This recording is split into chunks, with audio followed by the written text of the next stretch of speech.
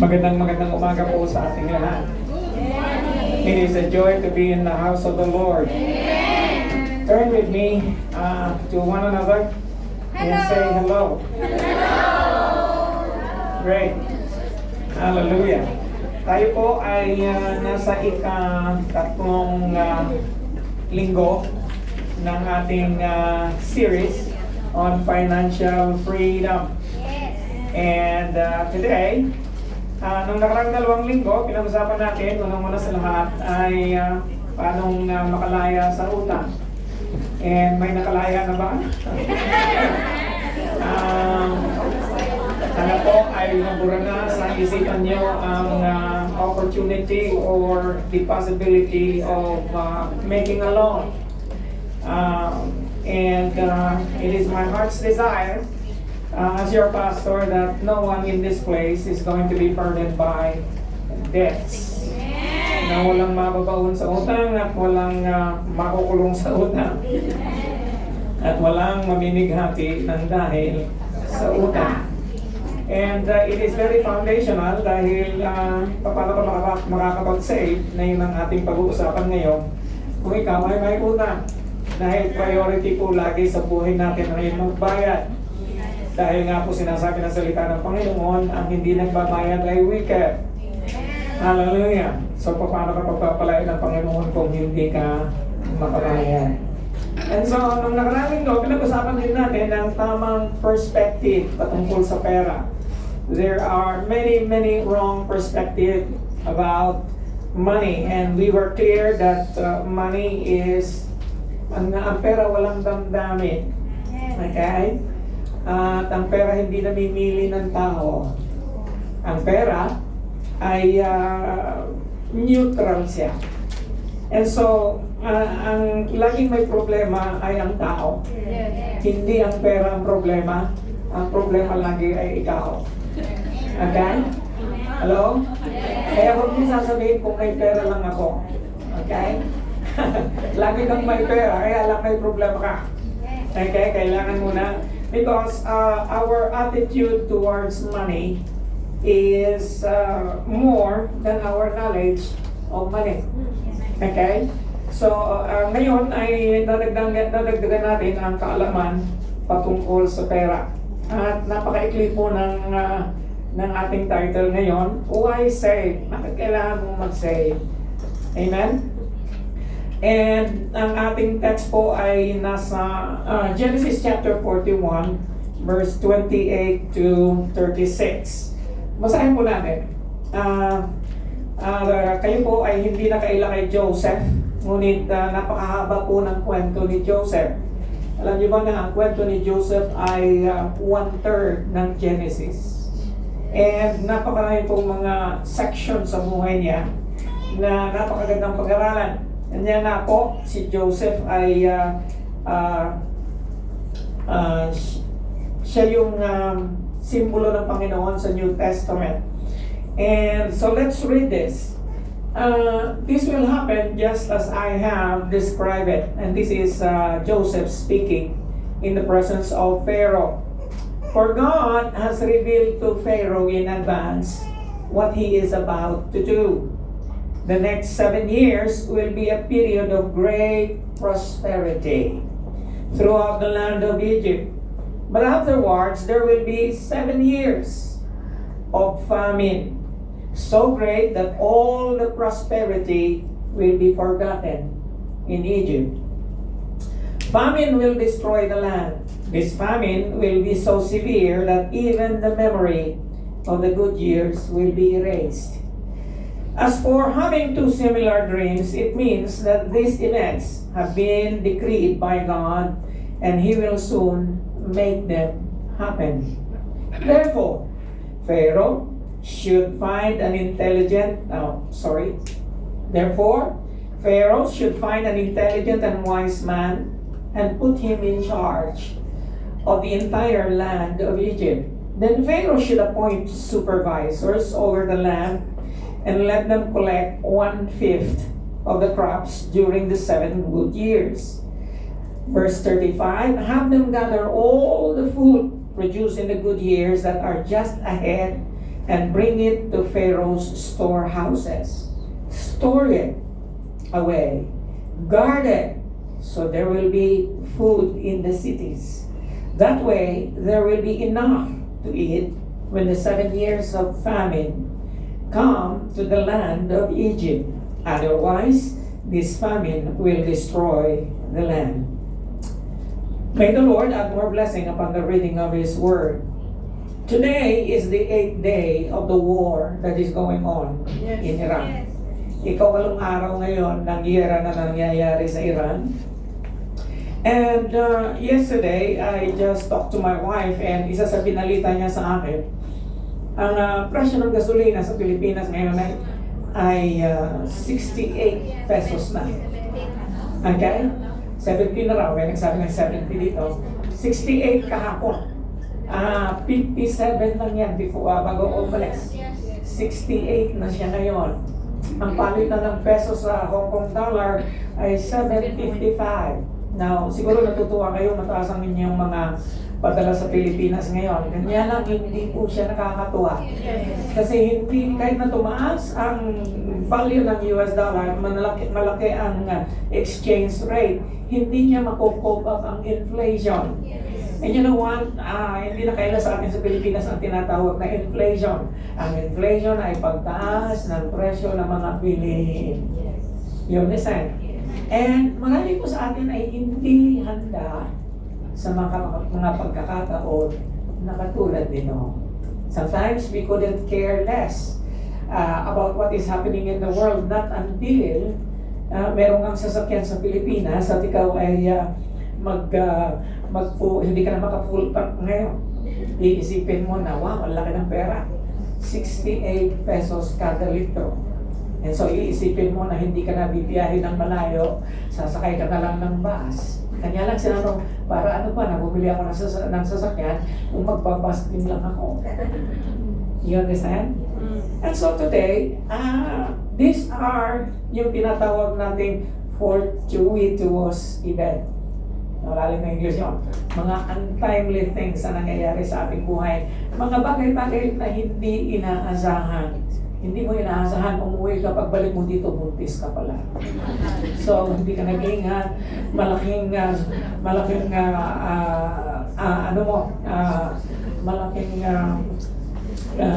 isip na napapaisip ka tuloy kung ano ang gagawin mo. And yet, these are things na hindi mo inaasahan. Kaya hindi mo inaasahan na magkakagera sa Iran. Nobody anticipated that there will be a war in Iran, not even our president. Okay, we did not expect that it's going to happen. And yet, these are the situations in life that we need to take care of. Amen?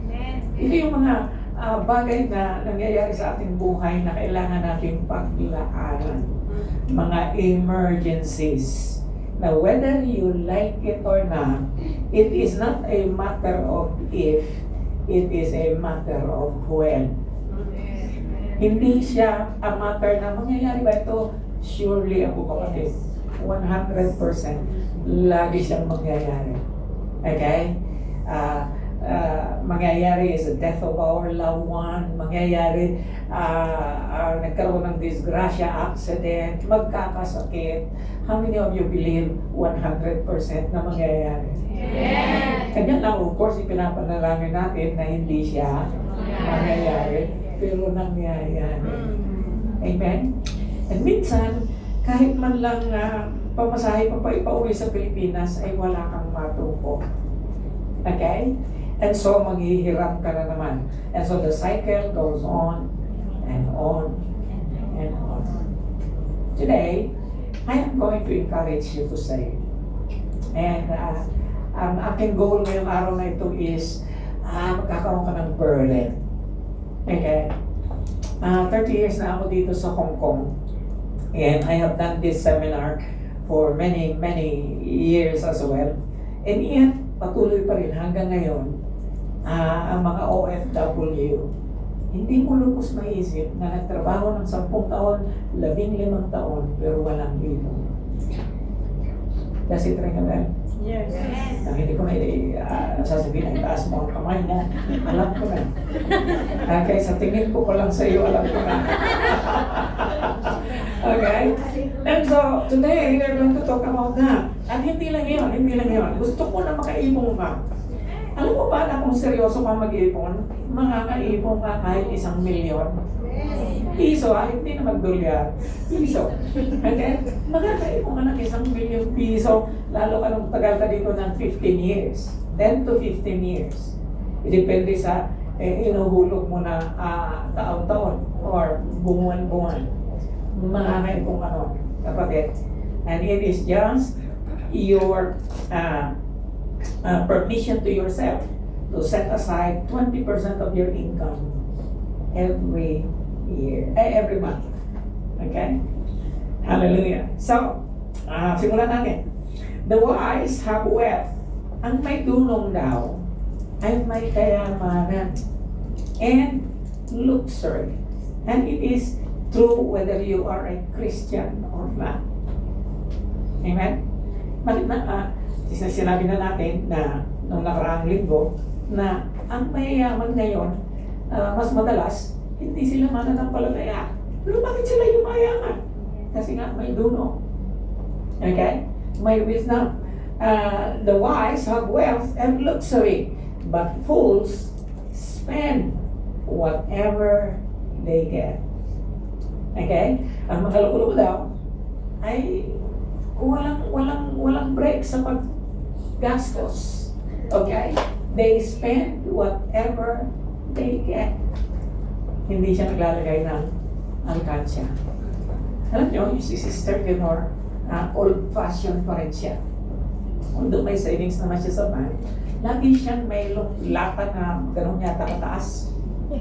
And then kada uwi namin, isi-search na yung kanyang bulsa ko, at sasabihin, meron ka bang 10 pesos dyan? Meron ka bang 20 pesos na buo dyan? Lahat ng 10 at saka 20 pesos na sinsilyo, lalagay niya doon sa ano. Ako naman, hindi ko siya pinapansin. Aba, makaraan ng ilang buwan. Sabi niya, puno na, bubuksan na natin. Yung ganun kataas, maabot niya ng 5,000 to 7,000 pesos. Ilang buwan lang yun. Okay? Setting aside. You understand what I'm saying? Yes. Okay?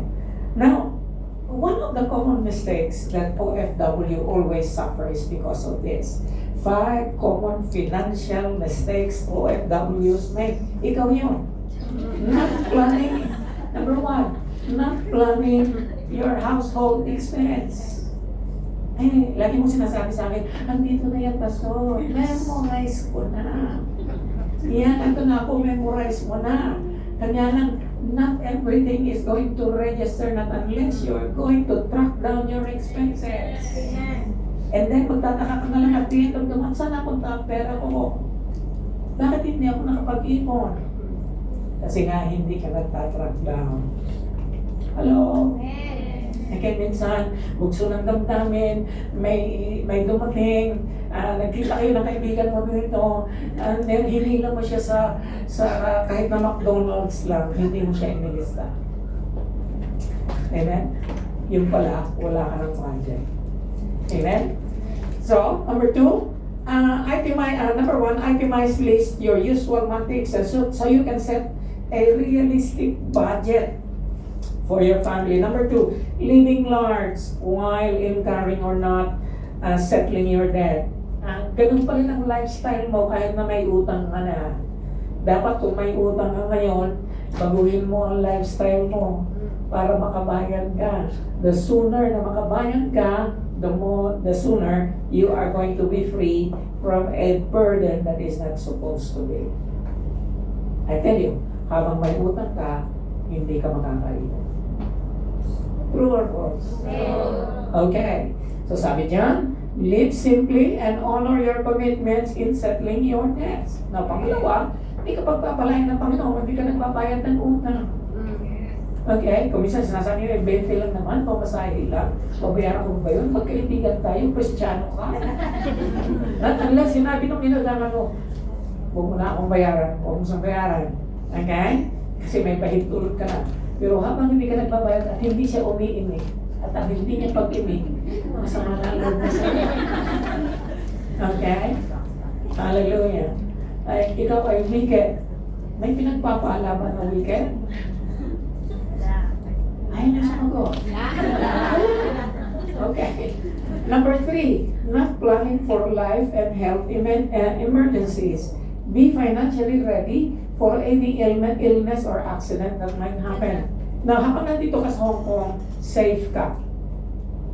Okay? Magpa-opera ka dito. Dito ka na magpa-opera, guys. Okay? Marami sa inyo, pagka nagkasakit, ay, gusto ko sa Pilipinas magpa-opera, nandun si tatay, si nanay. Wala namang may kukontribute sa'yo si tatay at si nanay. You understand? Dito ang daming nurse na mag-a-attend sa'yo, and they are the ones that will take care of you. Ang maganda doon, walang bayad. No, magbabayad ka konti lang. Okay? And sagot pa yun ng employer mo dahil sa insurance. Maliwanag. Kanya lang, sinabi ko na sa inyo noong nakaraang linggo, habang nandito ka pa, kumuha ka ng health insurance. Isama mo siya sa 20% na sinasabi ko. Remember the 2017? Yes. Isama mo siya sa 20%. Mamaya, i-breakdown namin. Not preparing for retirement. Start as early as possible in setting up your retirement fund. Kapatid, mag-SSS ka, wag number lang. Okay? Wag number lang. Bayaran mo ang SSS mo. Habang nandito ka sa Hong Kong, magbayad ka na ng mataas na level. Bakit? Ma-appreciate mo siya. And you are going to thank God that He has given you this wisdom na magsimula ngayon. Okay? Huwag mo nang sisihin ang sarili mo na napakatagal mo nandito, wala kang SSS. Start now. At kayo na meron na, huwag niyong pigilan. Okay? Habang nandito ka, meron kang opportunity to save, magkaroon ka ng retirement fund. Sasabihin mo, late lang ng retirement ng SSS. Eh, mas mabuti na yun kesa wala kang retirement. Hello? Hallelujah. Alam mo ba na 20 years akong nagbayad ng SSS? Hindi 10 years, 20 years. Ganon din si Sister Leonor. 20 years. And the last 10 years, ang binayaran namin yung pinakamataas na bayad ngayon, 3,000 plus, 3,700. And that's the reason why na ngayon na-enjoy namin siya. Okay? Malaki yung bracket. Malaki din ang SSS. Eh, bakit ayaw mo siyang gawin para naman sa'yo yun? Hello? Amen. Hallelujah. Amen? Yung aking anak na si Joan, we pushed her to pay SSS. Para sa kanya, parang baliwala yung SSS. Okay? Tatrabaho siya dito, she's earning a good income. And yet, nung nanganak siya, nakatanggap siya ng magkano yun? 35 mil, isa 35,000 pesos. Ang galing! Sino magbibigay sa'yo? Mga anak ka na, bibigyan ka pa ng 35. You understand? Amen. Pag na-hospital ka, naalala ko si Alan na member natin ng dito. Hindi niya inaasahan na magkakaroon siya ng kidney failure. Now, prior to that, pinupush ko talaga siya, kahit na malaki ang sahod mo. Magbayad ka ng SSS. Hindi mo lang alam. Magagamit mo siya.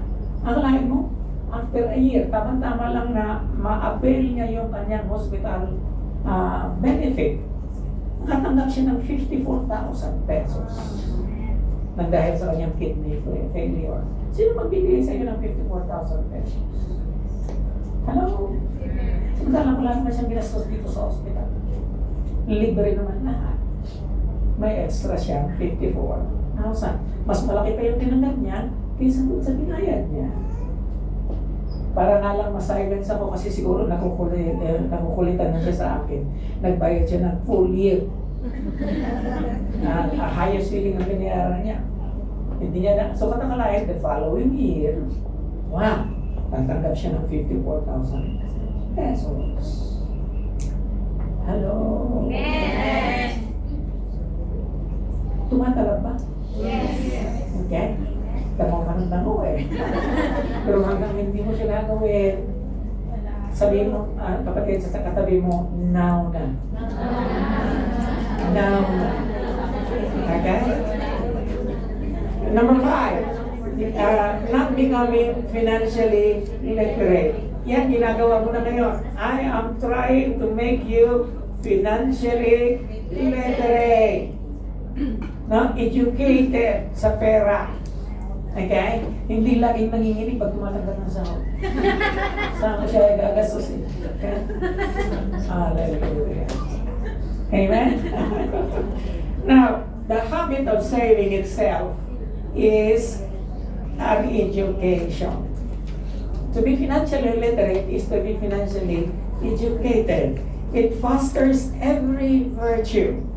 Nandiyan na yung patience, nandiyan na yung industry. It teaches self-denial. Ang daming Kristiyano ngayon walang self-denial, lalong-lalo na sa pera. And it cultivates a sense of order. You need to order your life. It is not God who is going to order your life. It is God who is going to change your life. But ikaw ang mag-o-order nito. Huwag mong sabihin, Kristiyano ako, hindi ako pababayaan ng Diyos. Hindi ka pababayaan ng Diyos, pero pinababayaan mo ang sarili mo. And that is the reason why, lagi mo sinasabi, bakit pa ako naging Kristiyano kung hanggang ngayon ay hindi ako nakakaipon? Sino may kasalanan na hindi ka nag-iipon? Ikaw! You understand what I'm saying? Amen. Kung minsan, dinadahilan lagi natin ang ating pagiging Kristiyano, pero kung hindi mo ginagamit ang wisdom na pinagkakalob sa iyo ng Panginoon, ngayon, habang nakikinig ka sa akin, ay kaya, tampipi ang dala mo pagdating mo dito sa Hong Kong, tampipi pa rin ang dadalhin mo pa uwi. Okay? Hallelujah. Sana mag-arang mali ka na pag-uwi mo. Amen. Okay? Ano ngayon, mag-arang mali na ngayon? Samsonite na ang dala mo. Okay? Pero nung dumating ka dito, tampipit, sunong-sunong mo pa. Okay? And so broadens the mind. Okay, there are 4 things I want to share with you. May apat na bagay na nais kong ibahagi sa iyo patungkol sa text na pinasa natin para makapag-save ka. Okay?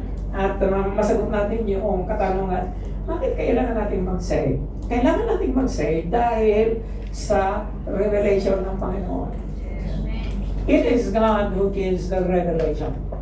Okay? Tingnan nyo ito, dalawang verse 28, saka verse 32. Sabi ni Joseph, ang mga bagay na ito, ang taggutom na darating, ay mangyayari just as I have described it. For God has revealed to Pharaoh in advance what He is about to do. Sana nga, laging nare-reveal sa atin ang mangyayari, no? Pagka binigyan tayo ng ganun na wisdom ng Panginoon. May i-reveal niya ang number na mananalo sa last 2, tatayaan natin yan. Hindi po gano'n. Okay? Man is the thought. It is not the same way. God is already revealing to you right now through me. That there are emergencies that is going to happen in the future. Now, bakit si Pharaoh ang tumanggap ng revelation? Alam niyo ba na bakit si Pharaoh ang tumanggap ng revelation? Because gagamitin ng Panginoon si Pharaoh to save the remnant of Israel. Okay? Laging para sa mga anak ng Diyos ang revelation. Kahit na ang revelation, ang tumanggap ng revelation ay si Pharaoh. Pero ang ginamit ay si Joseph. At ang dahilan noon ay para iligtas. Kaya nasabi ni Joseph, remember at the end of Genesis, ipinadala ako ni Lord dito para iligtas kayo. Maliwanag ba? Amen. And so orchestration lahat ng Panginoon. Nandito ka ngayon kasi wala kang ipon. Okay? Lalo na yung mga walang ipon, nandito ka ngayon para pupukin kita na mag-ipon. Amen. Okay? Hallelujah.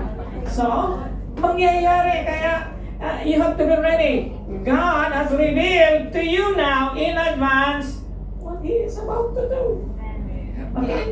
And there are things that God does.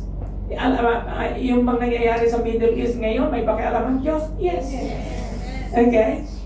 Merong isang reel na lumabas sa video sa Facebook na there are a group of Christians that has been praying over and over for God to intervene in Iran. And the Lord just sent, ginamit lang niya si Donald Trump na mayabang. Okay? Hallelujah. Buong mundo nagsasabi na illegal ang ginagawa, pero resolute si Donald Trump, ginamit siya ng Panginoon. Hello? Maraming nangyayari sa mundo na ino-orchestrate ng Panginoon. Hindi lang natin alam. Ganon din sa buhay mo, may ino-orchestrate si Lord. Nandito ka ngayon for such a time like this para paghandaan ng mga emergencies na darating sa buhay mo. Okay? So verse 32, minsan 2 beses. As for having 2 similar dreams, hindi lang 2 beses, 3 beses na ito. May pang-apat pa next Sunday. You understand? May kung hindi ka makikinig ay wala na akong magagawa sa iyo kapatid. Okay? Kung hindi ka makikinig at hindi mo iayos ang buhay mo, wala na akong magagawa para sa iyo. Okay? Having 2 similar dreams, it means that these events have been decreed by God and He will soon make them happen. Ano naramdaman ko, sabi ko sa inyo, darating at darating ang bagyo. Na kung yung bahay mo ay daanan ng bagyo, yung place na lugar mo, kung ikaw ay nasa Leyte at doon ka talaga sa malapit yata sa dalampasigan ng Leyte, ay doon lumalaan lagi yung bagyo. Anong gagawin mo ngayon? Okay? Bahala na si Lord. Hallelujah. Okay? Abay, lumikas ka naman. O kung hindi ka makalikas dahil wala kang resources, may maglagay ka ng suhay. Alam niyo kung ako na yung suhay? Tukod. Para saan ang tukod? Para pagdating ng bahay, hindi maanod yung bahay mo. Nagtatawa kayo, pero always lang. You understand?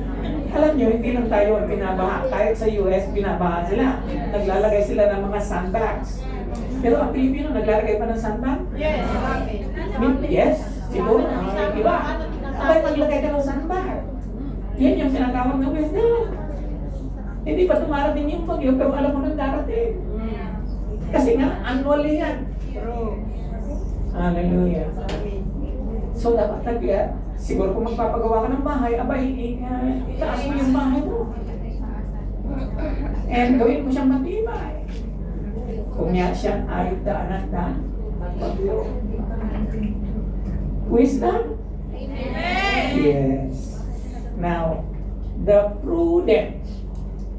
Ano yung ibig sabihin ng prudent? Yung taong may tuno. Yung taong mayroong foresight. The prudent, nakikita nila yung danger. Okay? Alam nila na darating na magiging 50 ka na. Okay?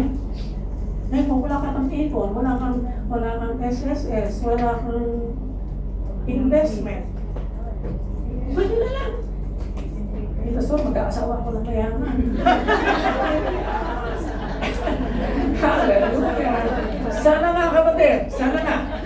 Kaya lang, hindi dahilan yun. Okay?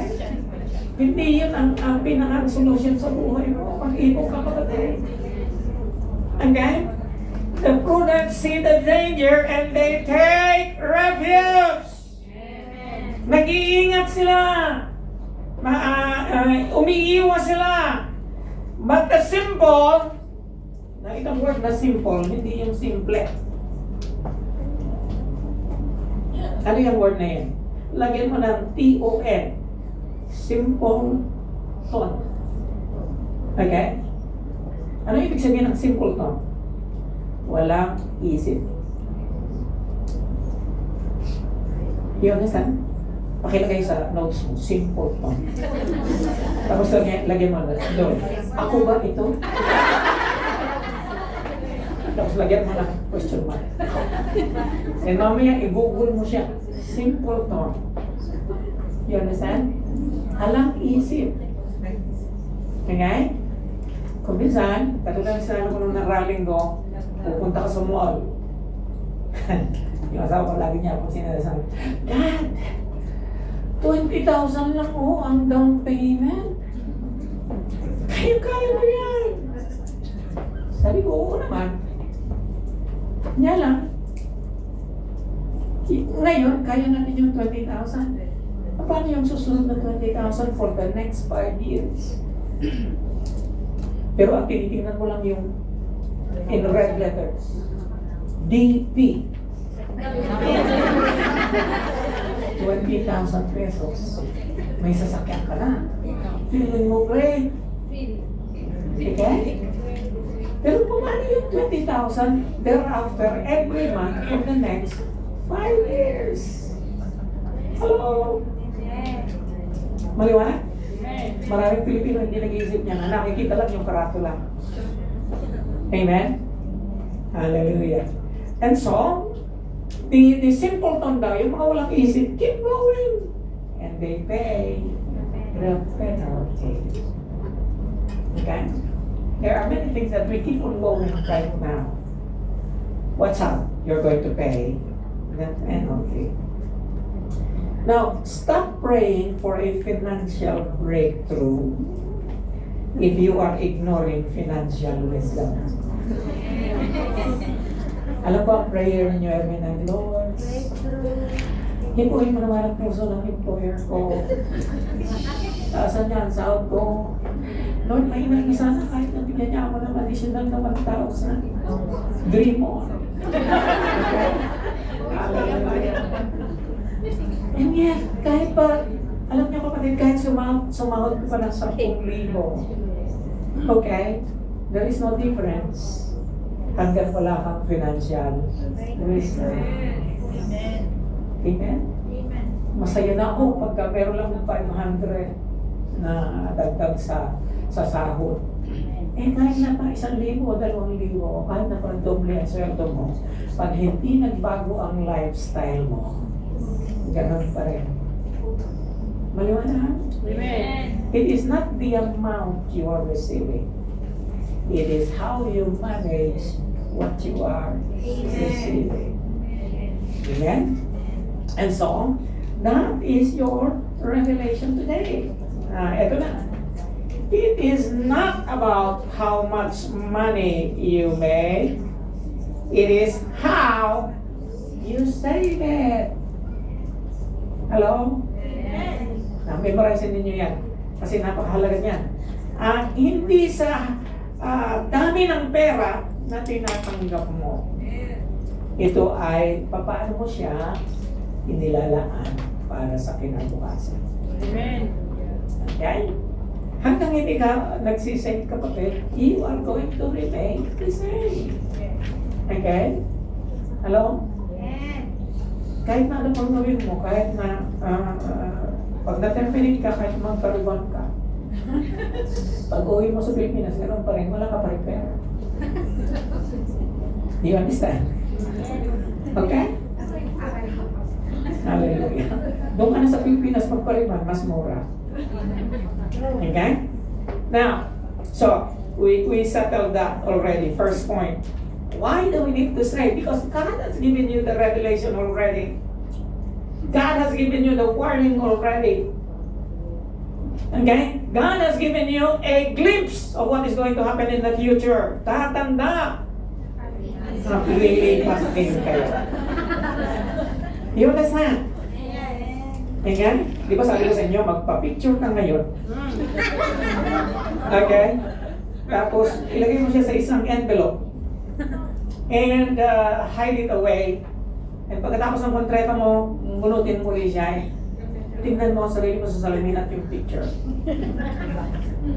Kakaiba na siya. Dati wala kang buluto. Dati wala kang gatla. Diba? Dati wala kang milasma. Eh, lalo na kung hindi ka nag-iingat sa katawan or sa mukha mo. Darating yan. You understand? Okay. Now, this brings us to number 2. Shifting conditions. Nagbabago ang lahat. Okay? The next 7 years will be a period of great prosperity. Towards the finishing of your contract, or from the beginning of your contract to the end of your contract, is years of prosperity. Your salary is a resource. That is the only resource you have right now. Kung kumikita ka sa iyong reels na yan, okay naman. Kaya lang, ang number 1 na source ng iyong prosperity is your income. You better take care of your income. Hello? Ingatan mo yung income mo. Kahit na pagod ka na, ngumiti ka pa rin sa employer mo. Kasi yun ang source ng income mo. Okay? Pagyamanin mo siya, be thankful. May trabaho ka pa. Pag uwi mo at nakita mo nagkalat, huwag mong sasabihin, buwisit na buhay ito. No, salamat, may trabaho pa ako. Okay? Pagtingin mo sa kalendaryo, 31 na, hallelujah.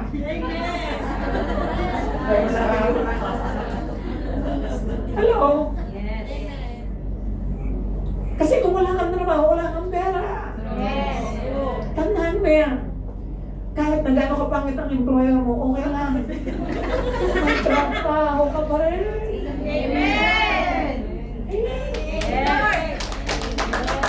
Kasi nauulilingan ko lang. Alam mo, narinig ko yung mga usap-usapan ninyo. Employer po talaga naman nakakagigil, nakakasira ng banks. Nakakasira niyo ng banks.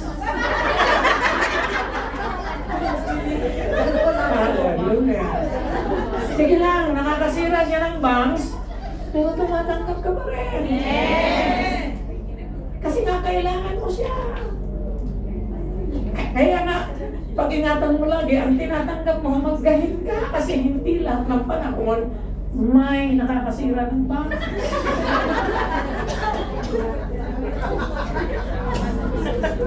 Hallelujah. Minsan may nakalinigan ako. Umuwi na naman si Saddam.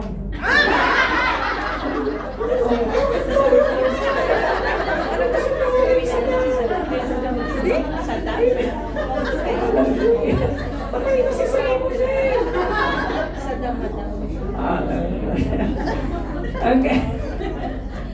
Sabi nga, a period of great prosperity throughout the land of Egypt, but afterwards, hallelujah, ito na pag-ingatan mo, meron laging afterwards.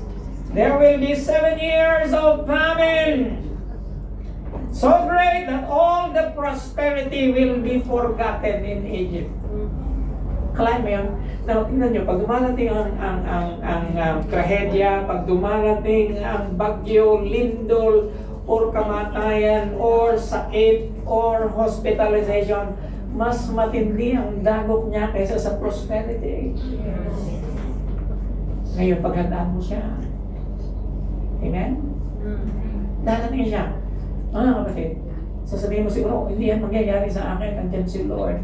Mangyayari siya. Si Lord, magiging kaagapay mo, pero ikaw pa rin ang haharap. You understand? Hindi ka pababayaan ng Diyos. I know, hindi ka pababayaan ng Diyos. But yet, kung hindi mo siya pinaghandaan, mahihirap ka, kapatid. At huwag mong sisisihin si Lord. Binigyan ka na niya ng revelation. Okay? And so, no, kailangan mong mag-save kasi nag-shift yung condition. Maganda ngayon. Yung mga iba, ang bait-bait ng employer, then suddenly, pag-uwi, I don't want to see you anymore. Nangyayari, hindi? Yes! Hallelujah. So, ingatan mo siya. Dalating siya. Baka mamaya pag humi mo, wala kang di ba? Basta huwag kang magsalita ng kanya. Okay. Masasabi ko lang. I am not cursing it. There will be 7 years of famine so great that all the prosperity will be forgotten in Egypt. Kung minsan nga, nag-iipong ka. Tapos suddenly, nagkaroon ng hospitalization sa Pilipinas. Yung inipon mo, isa-isang iglap, ubos. And yet, paano na lang kung wala kang ipon? Ikaw ubos. Kasi, at least, may nadukot ka. Diba? Yun ang purpose nun. Kaya minsan mag-ipon ka din ng mga bagay na hindi mo pwedeng dukutin. Katulad ng SSS. Diba? FT2, hindi mo siya matutupon. Lugi ka pag tinuha mo siya. Magbabayad ka ng some service fee or something like that. Ang laki pa naman. Okay? Years of famine so great that all the prosperity will be forgotten in Egypt. Famine will destroy the land. And this famine will be so severe that even the memory of the good years will be erased. And it's happening. Okay? Now, here is a simple fact that is hard to learn, but you have to learn. A simple fact that is hard to learn is that the time to save money is when you have some. Parang hindi siya nag-save. Ulit, Tagalogin natin. Ang panahon daw na dapat na mag-ipon ka ay yung panahon na may pera ka. Yes! Ang panahon na magbayad ng SSS ay ngayon. Hindi sa pag-uwi mo. Okay? Hallelujah. Talking about SSS, nasa hospital ngayon si Sister Leonor, yung usual bout ng kanyang hospitalization na pag nakarating na siya ng hospital, nare-revive. Pag nandun na siya, ngayon, nandun siya, tinanggal na yung mga dextrose. And sabi ng doktor, and I'm glad the doctor said it, hindi na ako ang nagsabi sa kanya, yung doktor na nagsabi. Sabi ng doktor, alam mo madam, ang sakit mo nandito. Yung emotional, sabi niya. And nag-usap pa rin kanina umaga, siya na mismo nagsabi sa akin na sabi ng doktor, magpatingin daw ako sa psychiatrist. Sabi ko, praise God! Praise God! Go ahead! Okay? Hindi naman ang nagpapatingin sa psychiatrist eh. Kailangan lang i-fix yung iyo. Because noon pa, alam ko na gano'n, kaya hindi mo pwedeng sabihin sa kanya. Sabuhan ako hindi you understand? So, ay sa tagalog, may sabi sa kanya, sa doktor, matingin ka sa doktor, sa psychiatrist, okay? And so may appointment na siya sa psychiatrist and all that. Now, I praise and thank the Lord, ika-anim na hospitalization na niya ito in 2 years. Okay? And yet, I praise and thank the Lord kasi may PhilHealth kami, libre naman ang PhilHealth. Okay? And usually, it's just a fraction of the amount na bill sa amin ang pinapayara namin. Sabi ko, huwag kang magmadali, diyan ka lang. Para ma-evaluate na lahat na nangyayari sa'yo. Para pag-uwi mo sa bahay, wala kang iisipin. Don't worry about the money.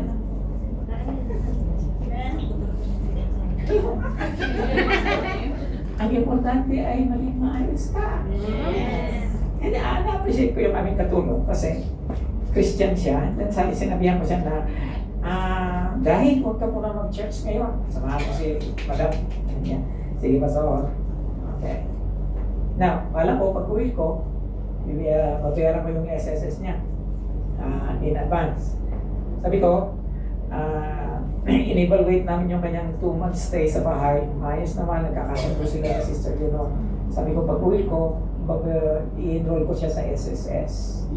Parang reward ko na sa kanya na akala mo yun, nakatagal siya ng dalawang buwan.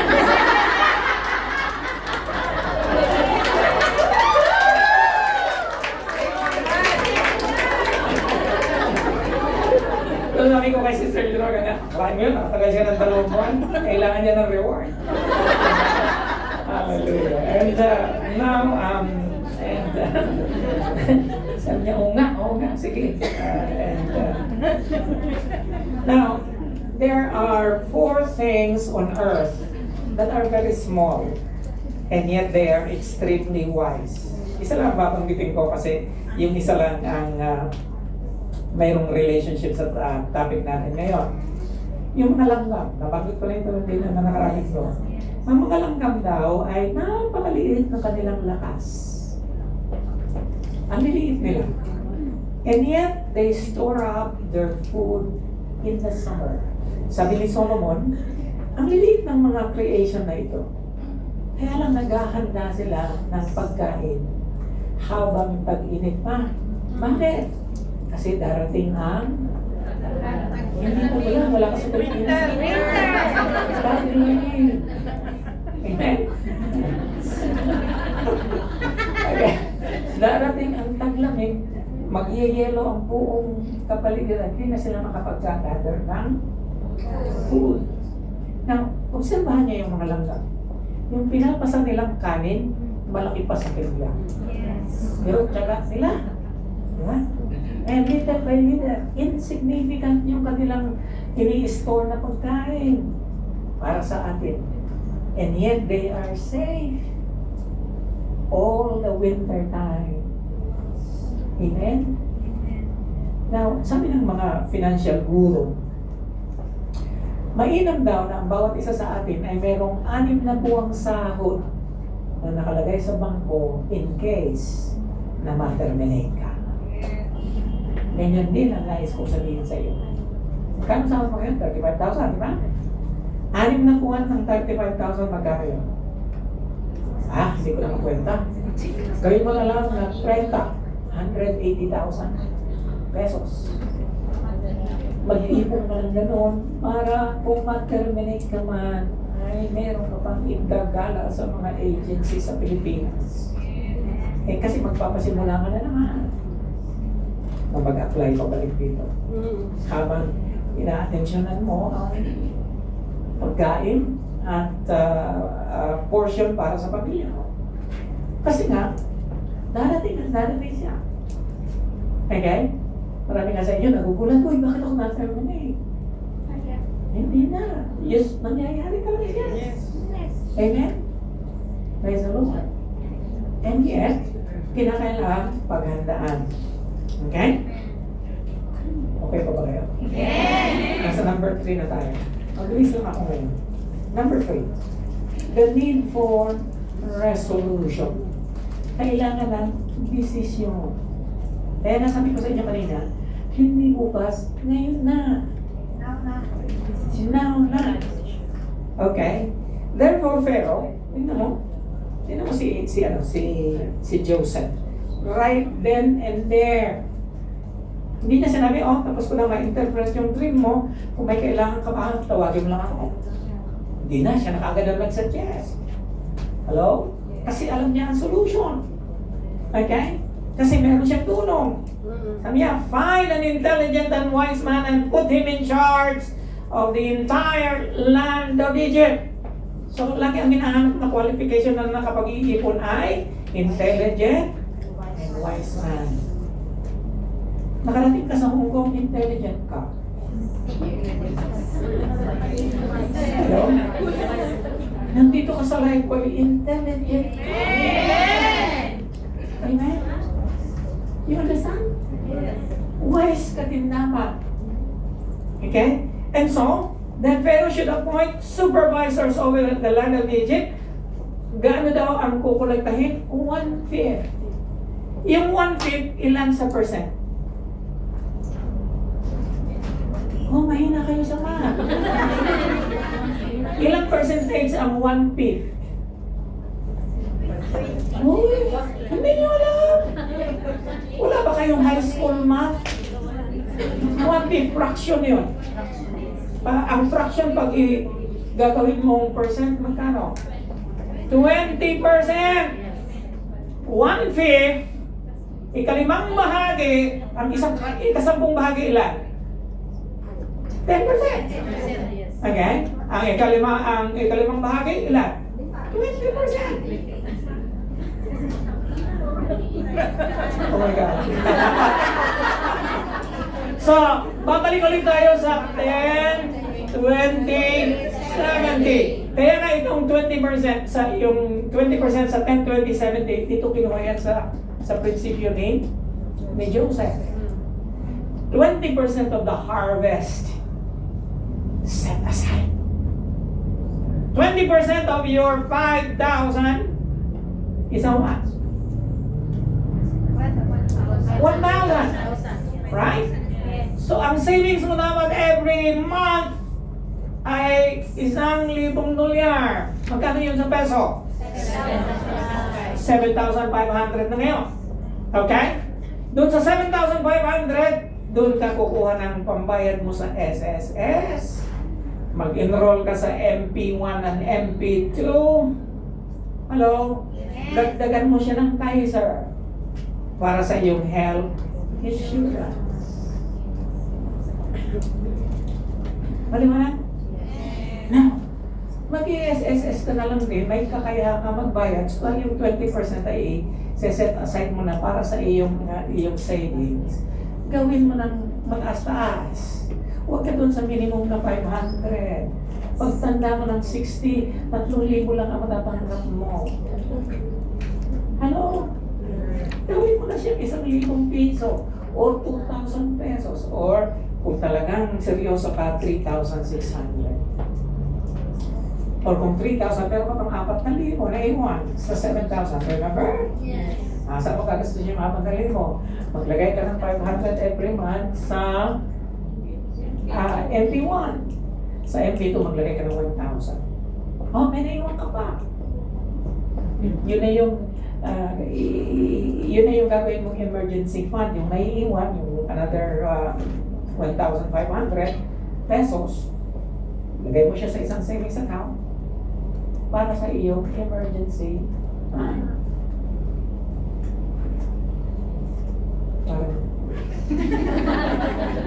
May ilig yung iba eh. So, hindi mo lang alam. Ang kalagayan mo ngayon, pareho lang sa kalagayan mo nung nasa Pilipinas na wala kang pera. Baliwan ko hindi. Bakit nakakasurvive kayo sa Pilipinas kahit wala kang trabaho? Okay? Bakit pagdating dito sa Hong Kong, nagbabago ang lifestyle? Kasi nga, may pera na. Kaya, ang pera, laging nare-resolve dito. Hindi dito. Pagka emotion ng paiiralin mo, hindi ka talaga makakasave. Pero kung itong paiiralin mo, makakasave ka. Amen. Okay?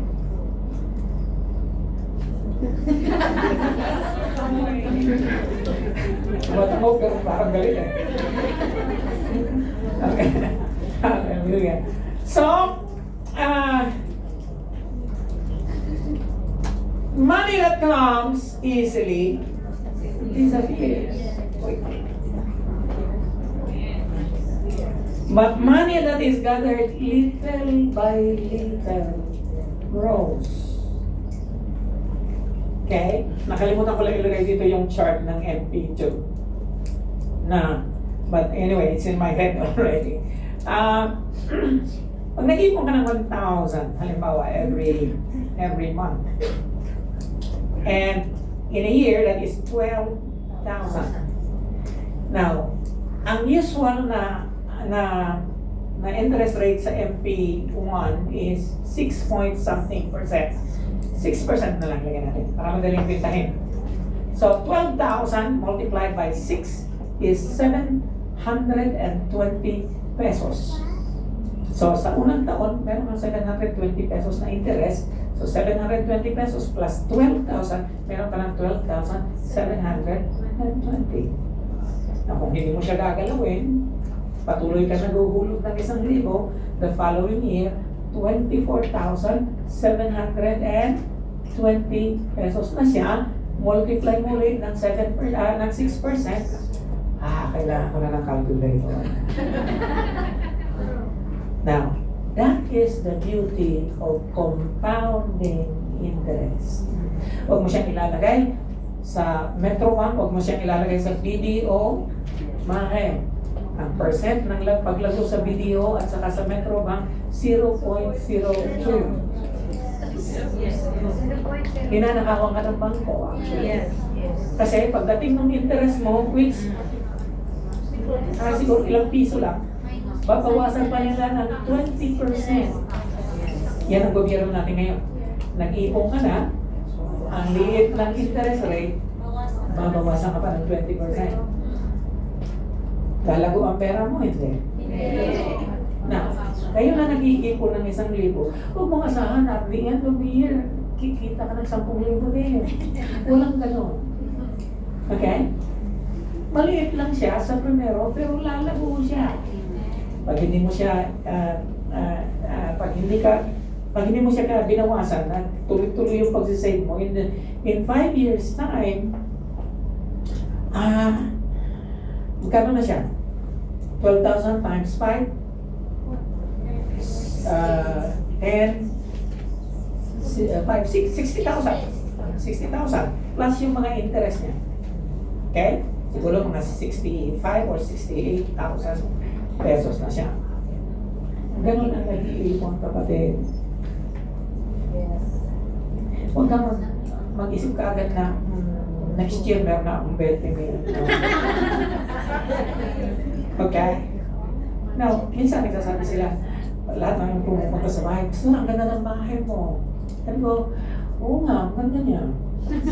Kaya lang, yung bahay na yan did not exist yesterday.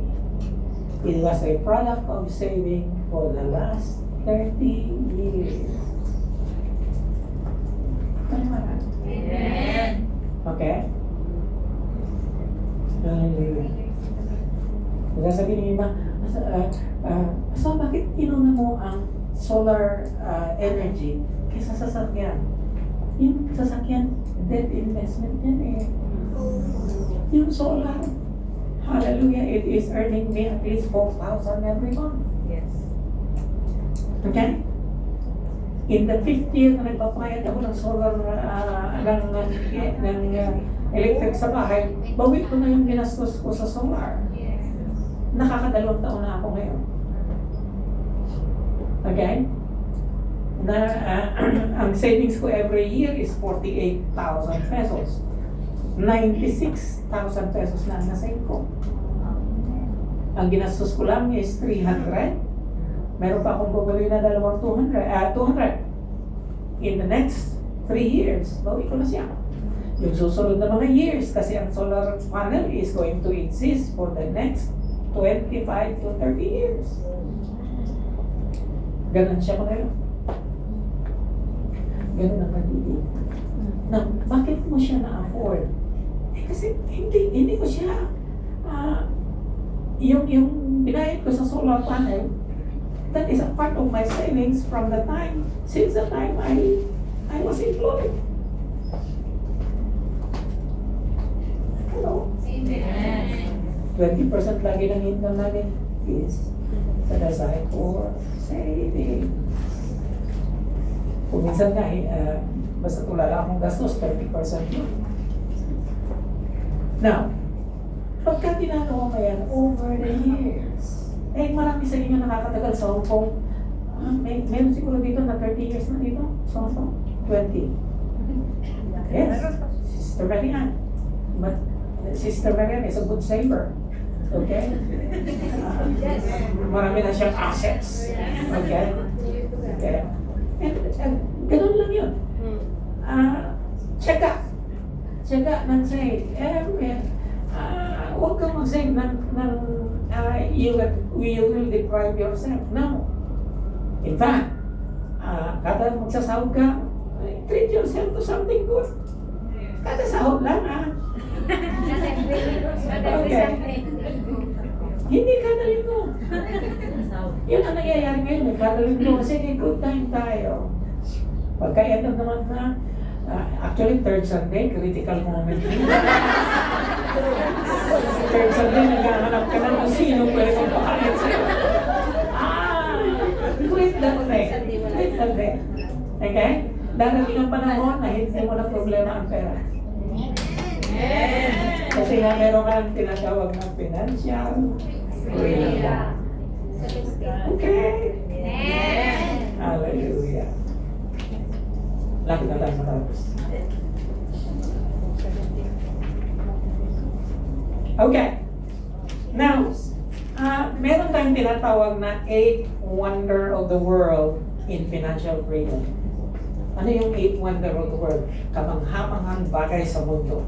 At si Albert Einstein ang may sabi nito. Sabi niya, compound interest is the 8th wonder of the world. He who understands it, earns it. He who doesn't, pays it. Natahimik na naman kayo. Kasi, okay, hindi naintindihan. Ano yung compound interest? Yung sinabi ko kanina, na yung interest mo ngayon, pagka hindi mo ginalaw, mag-i-interest ulit the following year. At yung interest mo, the whole 2 years, mag-i-interest ulit. Yan ang kagandahan ng Pag-ibig MP2. The larger the amount you put in MP2, the larger magko-compound yung interest. Kasi ang interest ngayon ng Pag-ibig MP2 is 7 plus. Okay? Yun yung standard. 7%. Saan ka kukuha ng 7% na interest in any investment ngayon? Meron. Kung marunong ka sa stock market, nga lang, very risky siya. Right? Pwede kang yumaman agad sa stock market, pwede kang mamulumi ka agad sa stock market. But there is a particular stock na gusto ko na salihan, and in fact, lagi ko siyang inaaral ko na siya ngayon. Yung real estate investment rates. Kasi ang lalaki din ng minsan 18%, minsan, kasi depende yan sa kinikita ng stock. Okay? Na pag pinasok mo yun, kailangan na alam mo kung paano siya nag-ooperate. Okay? Now, regarding your reels, yung mga gumagawa na okay naman yan. Basta hindi lang nakaka-apekto sa trabaho mo. Kung umaakyat ng pera, bakit hindi? Okay? Huwag ka lang maglalagay ng mga bagay na ikahihiya namin. Okay? Hello? Amen. Okay, huwag ka lang gagawa ng mga bagay na ikahihiya. Kumikita ka na US dollar yata binigyan niya. It's okay with me. Hindi ako nakikialam. Okay lang. Saka na ako nakikialam pag kami nakita akong hindi maganda. Okay? Praise the Lord. So compound interest is the 8th wonder of the world. Alam mo sa famous scientist yan, si Albert Einstein. He is the man of the century. At siya mismo, alam niya na pag nag-ipon ka, iwanan mo lang siya dyan, mag-i-earn siya ng interest every year, nagko-compound siya. Magugulat ka na lang pag nakita ko siya. Sinabi ko na sa inyo na 15 years ago, nag-invest kami sa isang hospital. And that hospital is providing dividends every year. Pagkatanggap ko ng dividends every year, hindi ako masyadong masaya ako, pero hindi yung tumatalon sa kagalakan niya. Kasi ang liit lang. Right? Kaya lang kagandahan ng investment na yun, every year, lumalaki din yung aking stocks. Nadadagdagan siya. Minsan, 1 stock lang or 2 stock, 3 stock, hanggang 3 stocks. So yung dati kong 20 stocks, naging 30, 40 na yun. Okay? 40 stocks na siya. And then yung dividend, lumalaki din siya. Okay? Di ba sinabi ko sa inyo, nung last na tanggap ko, hindi ko sukat nakalain na gano'n siya. Kalaki. In fact, kinuwenta-kwenta ko, and I usually have a notebook of this, yung mga tinatanggap kong dividends. Bayad na ako sa stocks na ibinayad ko. Okay? Nagtumutubo na lang siya ngayon, yung tinutubo ko, talagang financial na yun.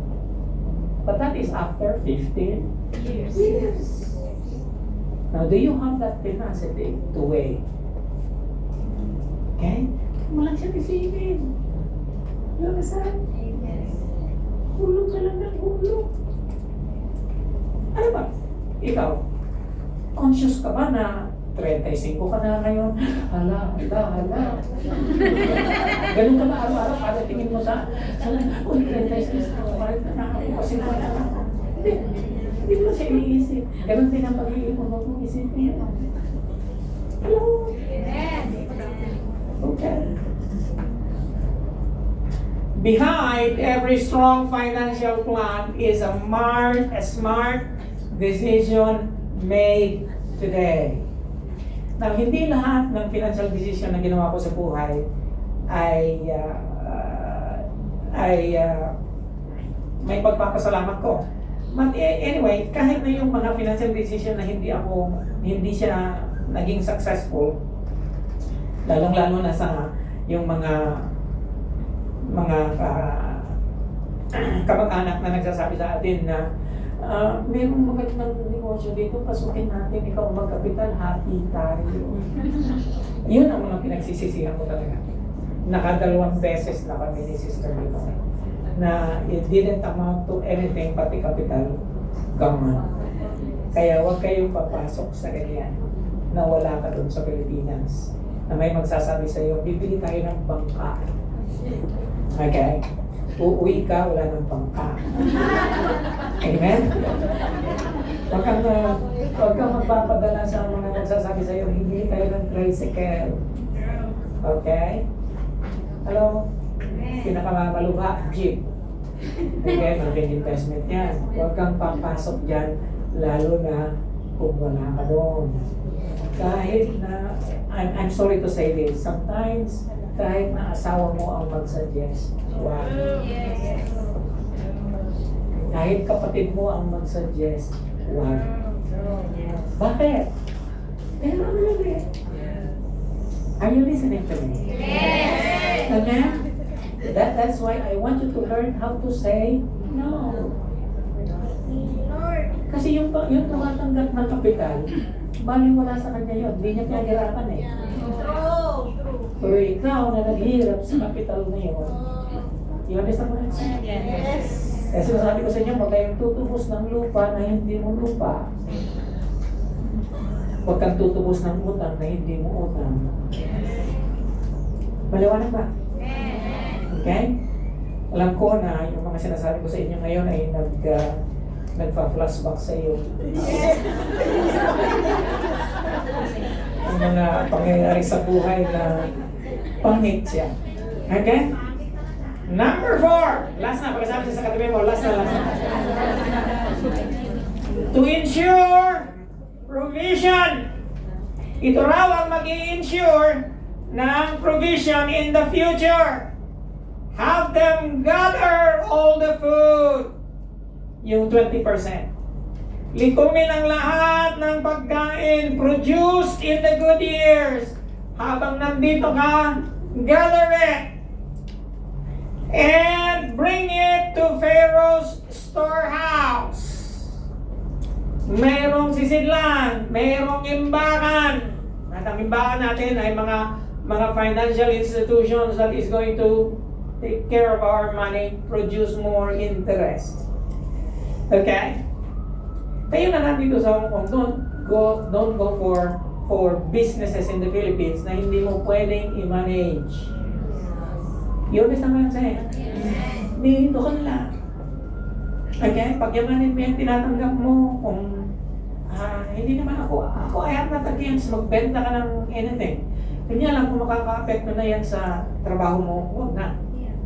Kung yan din ay magiging dahilan upang makalimot ka sa Panginoon ay mas lalubog na. Okay? But I am not against selling cards. It's okay. Go ahead, sell cards. I am not against you joining any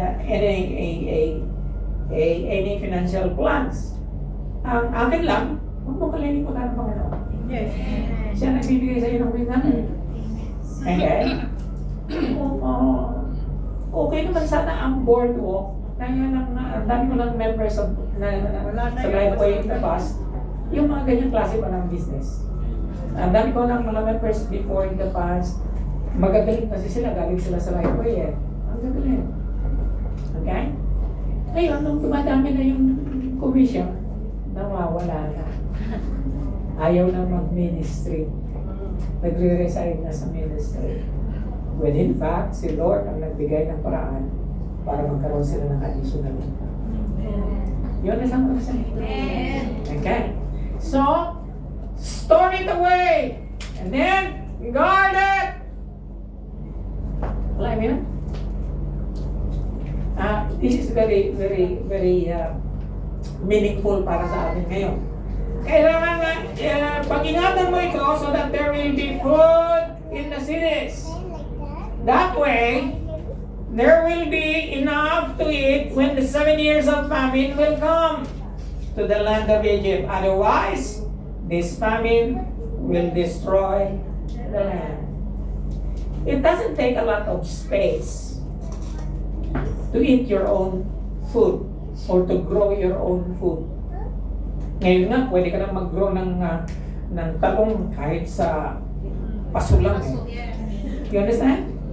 Magkano ang kilo ng talong ngayon? Depende kung nasa syudad ka o nasa probinsya. Alam nyo, si Sister Leonor, mahilig siyang magtanim ng moringa. Malunggay. Okay? And nagtataka kami kasi pare-pareho lang naman ang size ng lote doon sa lugar namin. Pero buong barangay,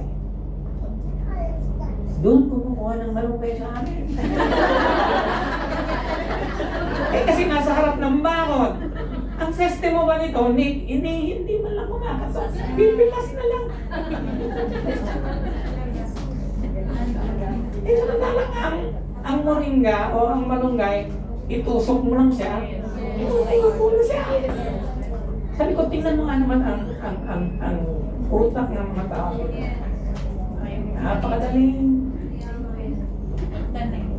magtanim ng sana kumuha na lang sila ng sabi ko, balikin mo na lang yung isang puno, talim mo doon sa inyo. Para hindi ka na tumawid pa dito sa kalsada. Yan is simple. In less than a month, may tutubo siya. Mag-harvest ka na. Ang lakas. Okay? Kaya lang bakit ayaw magtanim? Ganon din ang pag-iipon. Tama. Yun na sa. Ihiwalay mo lang naman siya eh. Wala kang gagawin. Di-deposit mo lang siya. Yung mga ibang na, ano lang, online na lang. Tutuslukin mo na lang. Ayaw mo bang gawin. Hallelujah. That way, there will be enough to eat when the 7 years of famine come to the land of Egypt. Otherwise, this famine will destroy the land. Amen. Okay? Mga kapatid, isang bagay pa nice kung hindi ko pa nababanggit ito eh. Mainam na mag-celebrate. Celebrate ng birthday, anniversary, at kung ano-ano pa. Pag nag-celebrate ka, huwag mong impitahin ang buong bayan. Okay? Kahit hindi mo ako imbitahin, hindi ay sasama ang loob ko. Kung ang reason mo ay para makahili. You understand? Kapatid, huwag kang mayabang. Kaya sabi sa katabi mo, huwag kang mayabang. Okay? Hallelujah. Hindi po masama magpakain. Lalo na yung wala na pang lunch. May mga nangangalabit sa'yo. Hindi masama. Pero huwag mo siyang dali sa mag-arang kainan. Kasi dalawa na kayong kakain. Kung pwede, hati na lang na yun. Hello? Hallelujah. Kasi money saved is, hindi nyo alam yun? Money saved is money earned. Ang lungkot. Ang perang na-save ay perang kinita. Ang impression na siya. Money saved is money earned. Ang perang natipid mo ay perang kinita. Okay, Proverbs ulit. Proverbs 27, riches can disappear fast. True or false? True. And the king's crown doesn't stay in his family forever. Okay? Si Ayatollah Khomeini, hindi niya malayan na wala na siya. Okay? Ganun din tayo. Okay? So watch your business interest closely. Watch your money closely. Where does it go? Saan pumupunta ang pera ko? Dapat alam mo. Okay? Hello? Yeah. Dapat alam mo kung kaya mo magpakain o hindi. Kung hindi, huwag kang mayabang. Okay? Dapat alam mo ang estado mo sa buhay. Okay? Dapat alam mo kung magkano ang tinatanggap mo, ano yung pinag-aalaanan mo. Bakit? Watch your business interest closely. Know the state of your flocks and your herds. This is wisdom. Dapat alam mo kung saan siya pumupunta. Okay? Dapat alam mo yung mga crisis na darating. Kasi kahit na kano malaki ang punto mo, kung hindi ka marunong mag-manage nito, it's going to be fun. Reflection. Ayaw mong tumanda na umaasa lang sa SSS. Pero may ginagawa ka ba para maiwasan yun? Okay? Ibig sabihin, nagdagan mo yung SSS mo, nagdagan mo lang iba. Mag-MP2 ka naman. Siguro in one of these Sundays, iimbitahin ko yung taga-MP2 para mag-seminar dito. Imbitahin ko rin yung kay Sir. Hindi naman ako hihingi ng ano sa kanila. Ano to? Commission. But anyway, in 2025, the dividend rates for MP1 regular savings is 6.62. Yung MP2 savings is 7.12. Hindi pa lumalabas yung 2026, but towards the end of the month, ngayong buwan ito, malalaman natin kung magkano yung interest rates. Now, lahat ng naghulog, they are in anticipation na narating ang dividend. Lalo na kung nakatagal ka na naghulog, ina-anticipate mo yun, magkakaroon ka ng kagalakan. Pero hindi naghulog, wala na.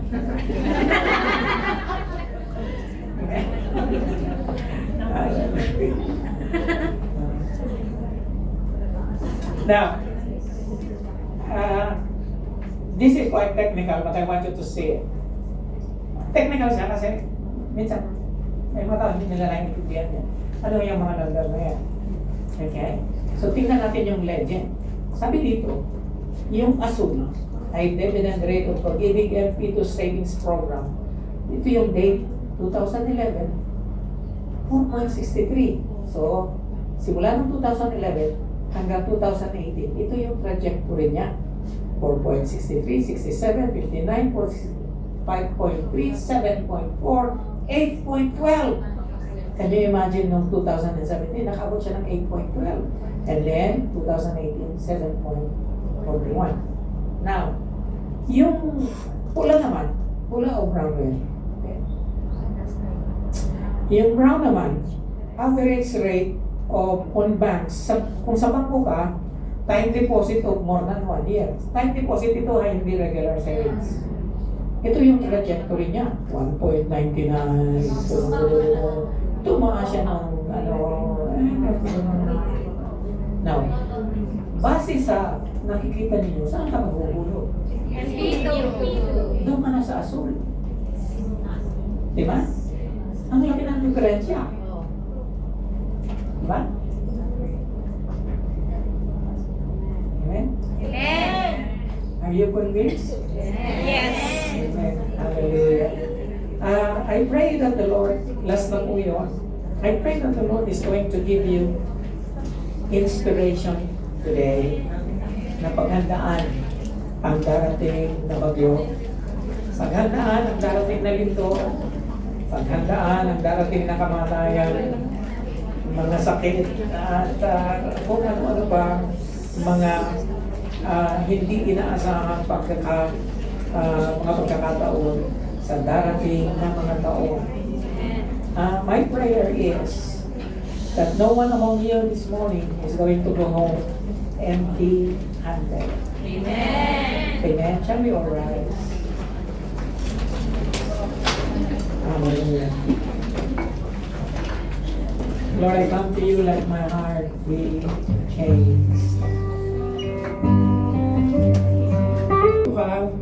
You are struggling with your finances. I want to pray with you. I just want you to lift up your hands. Kung narito ka, nag-i-struggle ka sa iyong mananalapi, taas mo ang kamay mo.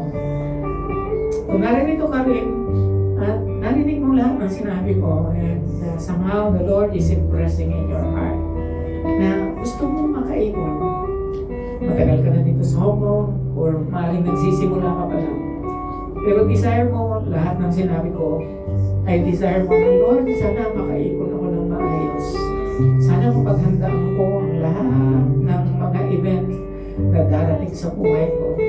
Lord, sana ay bigyan mo ako, Panginoon, ng wisdom, bigyan mo ako, Lord, ng way kung paano ako makakapag-ipon. That issue exactly this morning, lift up your hands, lift up your hands. Thank you. Thank you for that. Keep it raised, keep it raised. Nanalangin tayo sa Panginoon. And the Lord is going to open a door for you na para ito ay magkaroon ng katuparan sa buhay mo.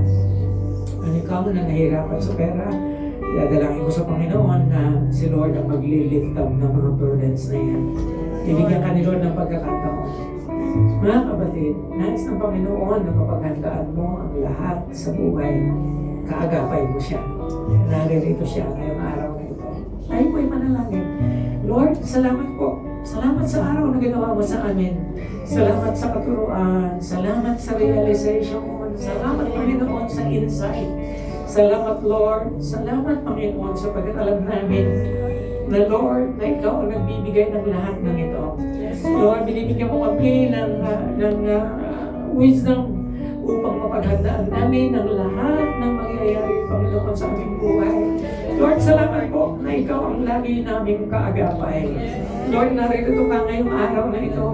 Lahat, Panginoon, ang nahihirapan sa kanilang mga finances, I pray, let there be a lifting up. Let there be a lifting up. Lord, ikaw lagi ang kumapasan ng aming mga kabigatan. Dalangin mo, Panginoon, sa mga sandaling ito, I pray that you are going to lift up that burden. And Lord, magkaroon ng kagalangan ng aking kapatid na ito, na Lord, sa pananampalataya at sa paniniwala, Panginoon, na Lord, na magbibigay ka ng way out sa kanila. Salamat, Lord. Lord, salamat, Panginoon. Dalangin ko ang breakthrough ng bawat isa financially. In the name of Jesus, the Lord is going to give you a breakthrough. The Lord is going to give you a breakthrough.